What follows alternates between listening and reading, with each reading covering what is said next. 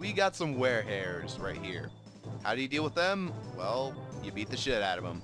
Here's how the game works.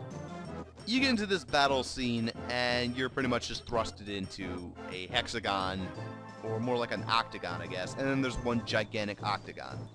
You see, this little mini octagon that surrounds you is basically your movement space. It's affected by how much agility you have, or speed, whatever the hell you want to call it. When you get more speed, more agility, this box will actually increase. The other hexagon is not how much the enemies can move, because that would be unfair as shit. No, they have their own movement spaces. Is my phone ringing? Oh man, my phone is ringing. Alright, where's that at? Oh wait, no. My phone isn't ringing. Huh. Oh wait, maybe it was. There was a missed call here. Yeah, excuse me for a second. Oh, it was Pop. Well, let me see what my grandfather wants. Alright, sorry about that. My grandfather was being my grandfather, so that was the end of that. Alright, of course, still doing fine. Anywho, like I was saying with the whole battle effect, yeah, the big outward circle is not actually their running circle. They have their own movement spaces. Usually the werehairs are kind of fast, actually. But yeah, the big square signifies the entire battle zone. This is where you basically can move. If you go outside the battle zone by constantly running out this way, you can actually leave the battle 100% of the time as long as you're outside of the hexagon. That's basically how running away works. But we're not here to run away, are we? We're here to fight. Now, the way you fight is through two options. You can use A button, which I don't recommend right now. That basically makes you swing your staff, and if you're in range of an enemy, you'll hit them. If you use it right now, when you're not in range, you'll basically wait the turn out. What you can do, though, is use your magic. By using the C buttons, you can go select your magic. Right now, we have Fireball, Rock, Water Pillar, and Wind Cutter. Which one will work most effectively? Well, right now, probably the Rock. Let's go for it. Yep. Bam! 7-hole damage. Wasn't enough to kill him. When they shoot their magic, basically you get your chance to dodge around. The way the speed works is every time you attack, one of them attacks. And that's basically how it goes. So I'm going to finish this guy off. Don't worry about your MP. He'll be fine. Bam! Ah, shit, I missed. For the wind magic, you kind of just want to run around in a circle to avoid it. It's not exactly easy, but it's not hard. Yep. See? Kind of like that. These guys are very easy to dodge. There's some enemies you'll get later on that are a lot more annoying to dodge. Let's try Water Pillar. Ah, shit. Forgot that was too close range. Oh, man. Wow, I actually dodged. Alright, now I can show off hitting with the staff. Damn it, no I can't, because I missed. Yo, buddy, fuck off. Busy trying to be up your friend here. Right now, my attack is not that great. A lot of times, your attack will actually start to be better than your MP, which is pretty surprising, or at least most of your magic. Anywho, let's go for Water Pillar. Bam! See, that did a lot of damage. Mostly because I'm level 2 water magic. It really doesn't buff up that much, but that's basically the main idea. Let's try Fireball too. Never mind, that missed too. Yeah, you're gonna miss a lot in this game. Just get used to it. Might as well save my MP at this point. Ow. Okay. Fuck off. God damn it. Just die already. Thank you. That's our first battle gotten through with minimal damage inflicted on our body. And as you look, all your stats basically get leveled up depending on how you did during the battle. For example, if you notice my agility, it actually went up quite a bit because I was able to dodge. My defense went up a little bit because I kept getting hit. My MP went up a little bit because I was using magic. And my HP went up a little bit too, because actually a lot of it, because I was also getting hit and all the effects of that. Basically maxing out my level. And if you look over here, the experience I actually gained from the battle is going to make that circle inflate. Once it fully inflates, it's going to allow me to select another magic to upgrade. And that's basically how it works. For every like 4 or 5 levels, you will gain a new spell, so look out for that. Right now, I don't have any new spells other than the 4 I start out with. But I will be getting one in water sooner or later. In fact, I hope to get it by the end of this session. Whatcha? And that's basically the main idea of these battles. Not very hard to get through. I usually like to aim for one enemy at a time. Not really any purpose, just to get out their attack animations as quickly as possible. Also so you don't lag the screen. There really is no strategy which one you attack first, really. It's just all like crapshoot. Have fun and do what you want. God damn it. Another thing you can do, you can miss entirely. Say for example I aimed over here. There's no auto aim feature. You're not going to hit him if you do that. So you got to be careful about stuff like that. Also, if you're going to attack the enemy, wait until you can see the wand above him, because if you don't, then you will just hit the A button and absolutely nothing will happen. Trust me, I'm going to do that a lot during this Let's Play. And that battle went relatively easily, and what's the next magic I'm going to upgrade? Well, I really want to get that water magic up so I can get that heal spell. Let's go for Earth, I guess. Because I want to be able to get a couple spells with Earth as well, because Earth, like I said, is probably my favorite. And looks like this Hellhound actually goes before me because he's faster. That'll happen sometimes. If the enemy's actually faster than you, they will move first. Hellhounds are kind of annoying. They're not too terrible. This is honestly one of the things I remember most about the game. When I first saw Quest 64, it was inside of a GameStop, I believe, or an EB Games or whatever, one of those. And my brother was actually thinking about picking up the game. Because at that point in time, we didn't actually buy our own... Oh, I fucking hate these guys. Okay, we got a sun and a moon. The sun is going to hit you with annoying light magic, which is basically a water magic you get later, I believe. Or no, it's a fire magic you get later. And that guy's going to hit you with water magic, which is actually ice magic, and it can freeze you sometimes. So the moon guy is honestly the definite more annoying looking guy. And in fact, I don't know why I'm not just going for him then. That makes a lot more sense. The Bumbleshoot, he's basically going to shoot fire at you. Don't worry about dodging the fire. You're probably not going to dodge it. Wind is a bit easier to dodge. Earth is very easy to dodge, so don't worry about that. If anyone uses Earth magic, feel kind of lucky because it's a rather easy spell to dodge. Fire is not at all. Water magic, good luck. I mean, they're right next to you when you dodge it, so you have almost no chance of dodging. Sometimes you can dodge fire magic depending on what it is, but I just don't have very much luck dodging it. And if you're noticing I'm using the rock a lot, well, get used to that too. I like the rock. Let's go for water again. Like I said, I want to make sure I get those up. I'm going to say right now, wind magic is probably not going to get bumped up even one. I do not like wind magic at all. It is way too slow for my likes, and it doesn't really help at all. And I was actually able to avoid that guy. That's pretty cool. One thing you can do, though, if you get close to these guys, one easy way to take care of them is to use water magic, because they're using fire. Makes sense, right? Anywho, is this going to hit? Okay, good. Against enemies, rock magic is really great because they can't move, so you definitely want to make sure you use a lot of rock magic, I'd say. And I'm starting to get a little low on HP. That's alright. I can always use that fresh bread if I need it, and the next town is not too far off. Some things that are annoying about this game that you want to keep track of is the map. You really want to check this map to make sure you are going in the correct place, because every time you finish off the battle, your character will reset to the position he was facing, which is, in theory, good, right? Well, the problem is, say for example, you run from a battle. If you do that, then you're not facing the same position. No, you'll face whatever position you ran from. In other words, you might think you're running away from a battle and you get away, and you might just be running in the complete opposite direction of where you need to go. So you definitely want to be careful about shit like that. And see, look at that. 4 damage from fire magic. It's just not great. Then again, I am level 1 with it, so that would kind of explain it. See, look, he hops up and he resets to his position. Alright, let's get 4 with water. And now we have water pillar level 2, which we can basically auto-select if we hit the C stick twice. Water magic level 2 is rather effective. Like water pillar level 2, it's basically the same thing as what I have here, only it's slightly more powerful. And it also has a bigger attack range. So that's useful. And right here, we have another one of these spirits. So while we're here, let's pick up a bit more earth. That makes sense. And we can also talk to this bitch right here. Travelers don't show up here very often. It seems that isn't safe anywhere on the roads these days. I see a future for your route with danger and challenges that no ordinary human can meet. It isn't clear. Your destiny awaits you at the end of the longest road. Okay, what time is it? It's 3 or 4. Guess I better go pick my sister up off the bus. Yeah, I'll be back in a bit for that. Alright, well that was painless. Yeah, I literally walked out and there she was in the doorway. Yeah. She doesn't have to walk herself, but whatever. Anywho, let's go.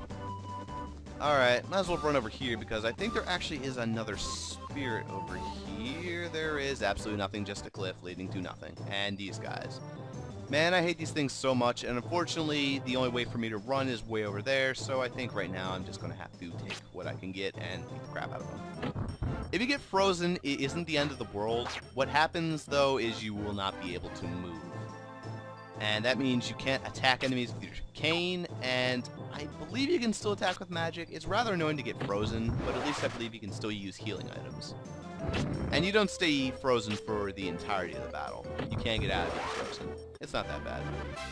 Honestly, these guys are not that difficult. Just throw a bunch of rocks at them, and you should be good.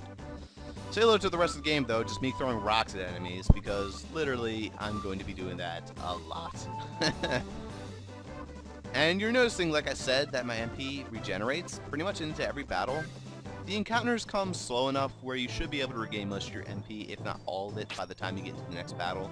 It will become a pain later when you have to start worrying about using your healing magic out of battle for healing, but it's not that bad. Another rock. Let's not be boring. I mean, these are were hairs, but I could use some other magic, couldn't I? In fact, let's try out that new water pillar spell. Bam! Look at that. That does plenty good damage, so that'll be very handy. So even though you're leveling up pretty quick in the beginning, it's really going to slow down later on. In fact, it's going to become pretty damn slow levels. I'm just going to say that right now. Alright, which way am I going? Am I going the correct way? I am. Alright, the house was where I went there, so I need to go to Dandaran. However, there is a house up here, I do believe, so let's go visit that. If I'm not wrong, I believe this house actually does have some pretty cool stuff for us. In fact, it has a spirit outside. Look at that. And where'd you go? Here you are. And let's level up. Actually, you know what? Wait. Ah, shit. I didn't get to check this. I think you shouldn't pick these up until before you level up, because I think it just equals, like, what skills you would, like your circle, it just automatically fills it up. So I think this is actually going to reset it back to 0. So that actually wasn't a very smart idea to pick this up, considering I was pretty close to gaining another level. But let's throw it into rock, and now we get rock level 2. Was I right? Oh, no, I wasn't. It actually... Ooh.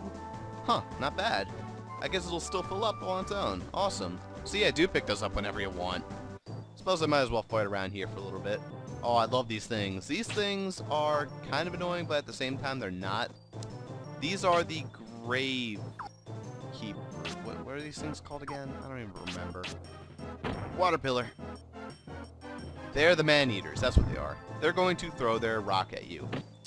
And these things kind of suck, because you can pretty much avoid their rocks always. That's all they do, is throw rocks at you. And they can't do shit, especially when you're right next to them. In fact, it's pretty laughable. They're rather easy. Not every single enemy in this game is going to use magic. A majority of them are, but luckily they're quick enough with their spells that you won't really have to worry about them. It's just like, look, this is going fast enough, even though I keep missing this poor guy. There we go. And now we get to select another skill. I believe I'm going to go for some fire magic, actually. Like I said, I want to beat that up until at least level 10, so I'm not completely screwed against the first boss. Because the first boss is kind of really annoying if you only beef up water and earth. Anywho, Curtis. Farther along this road is Dandaran and the Kandor Forest, or the Kanar Forest. Don't get careless in the woods. A robber is about. Okay, well, that's great. I'm also a robber, so do you have any free stuff for me? No, you don't. I'm disappointed. Yep, another pointless house, but hey, it exists if you need a little rest for your ankles. I don't know why you'd need that, but it's here. Alright, yeah, just keep going straight and we should hit Dandaran pretty soon. Dandaran's a rather fun town. I mean, nothing really happens there, but whatever. Ooh, it's these things. It's the hippo-looking thing. That right there is a water enemy, and he is not that hard to deal with, especially if you use earth magic like I do. Basically what you want to do, hit him with some pretty powerful magic, he's going to move, it's called the Big Mouth. And as long as you don't get into his attack range, he can't do anything to you, because he's going to use water magic, and unless he's right next to you, he's never going to use it. So you can pretty much just keep running around the battlefield. Ooh, that was close. He was almost right next to me. Yeah, he's very powerful if you get into his attack range. So I kind of recommend not getting into his attack range. And he's still not dead. Oh, shit. Oh, man. He keeps missing, though. He keeps coming really close. But as long as you keep backing up, if you're not completely right next to him, you should still be able to dodge him. Big Mouths are not something to worry about, and neither are these things. So, as you're probably starting to notice, there are a lot of wild encounters in this game. I might just begin cutting out the wild encounters if they start to get too much. In fact, I can almost guarantee that that's what I'm going to have to do. Eventually, that's going to have to be the course of action. But for right now, for this first episode, I actually got hit by the rock. That was lame. You kind of want to worry about the rocks if you get low HP, because even though they're easy to dodge, if you get hit by them, it still hurts quite a bit. Nope. Also, you can't make the enemies hit themselves or hit the other guy, so don't even try to get them to do that. It won't work. These guys are very good for training up your attack, though. I'm not sure if you can train up your attack or if it just goes up on its own, but all I know is I'm doing pretty well with my attack because of them. Anywho, actually, I don't think you have an attack stat. I think it just values, like, whatever defense is, I don't know, or maybe what your MP is, I don't know. Not sure.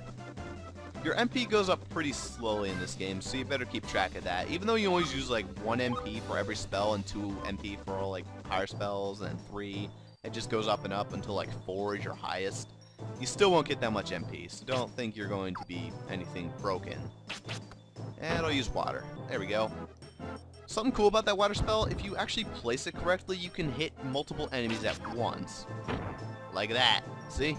Very useful if you can do that. Not 100% necessary because it's kind of a waste of an MP, but like I said, as long as you're just going through the battles, you won't need to worry about it at all. It'll just help you take care of things faster. And let's see if I can't do it one more time. Water is definitely very good for hitting multiple enemies, and so is rock. Look at that, 2 killed at once. Now let's beat you up with my stick, and you cannot do anything to me. Of course I can't do anything to you if I keep missing, but whatever. Oh, by the way, the music that's playing right now, get very used to that. You are going to hear that in pretty much every single battle. Alright, let's hope I can get level 7 sooner or later, because I believe once you get level 7, that's when you finally get your first healing magic. I'm not 100% certain, though. Oh, great. Yeah, screw it. Let's start cutting. Oh, wait, you know what? This is the first episode, like the first session. I might as well not cut anything out. Might as well show these battles. We'll have plenty of fun cutting out the battles later on. Let me tell you, this is going to be a pain in the ass to edit. And let's just get rid of that wear hair right now so it doesn't bother me. And now it's just you and me, Mr. Man-Eater. I feel you should be a threatening enemy, however you're not, because you keep lobbing the rock like in Dr. Jekyll and Mr. Hyde. Not Dr. Jekyll and Mr. Hyde. Friday the 13th. Get your games right, man. I don't care if they're shitty. You better get them right. It's something else you need to know about this game. Even though it's an RPG, there's no real way to get a critical hit in this game, which is rather strange. I mean, you'd think there would be, wouldn't you? Ugh. Keep throwing these rocks. Juke. And can I... Oh, damn it. I actually missed there. See? There was a situation where I hit the A button, didn't realize I wasn't in range, and I missed completely. My HP is going up rather fast, though. I do have 54 HP. That's pretty good. Uh-oh, this guy can actually be kind of a problem. I don't know if he's able to one-shot me right now. I don't think he is, but I'm going to not take that chance and just slam into you with my rock. I'd rather not waste my bread right now, even though I will get a new one in town. I just don't feel like wasting it. I want to show off that I actually do have some skill in this game. I mean, come on. Still can't reach me, buddy? Well, I can demonstrate the escape feature. See, once that appears, you can pretty much escape from any battle without fail. So that's very handy. Let's head forward. Almost in town. Come on, reach it. Reach it, Brian. And here we are. Welcome to Hayden. Or, is that what this place is called again? No, Dandaran. Where'd I get Hayden from? Hayden. Hayden. No, Hayden isn't even it. What? Hayden. Hayden. Hayden. Alright, well, whatever. I'm hiding right now, yeah. Alright, let's go get the stuff in town that we need to get. Like I said, you can't get any fresh bread, so you don't even have to bother going there. Because right now I have the fresh bread in my inventory that I got from that chest, and that counts as having fresh bread, so you can't get any from the local town bakery. This is it right here, though. You gotta look for the bear-looking symbol. And then speak to the lady behind the counter. And there's always some fresh bread for you. Come and get some. Unfortunately, she will not give us any more than one. That's rather lame. But what we can get... What the hell? Someone walk in the house? Huh.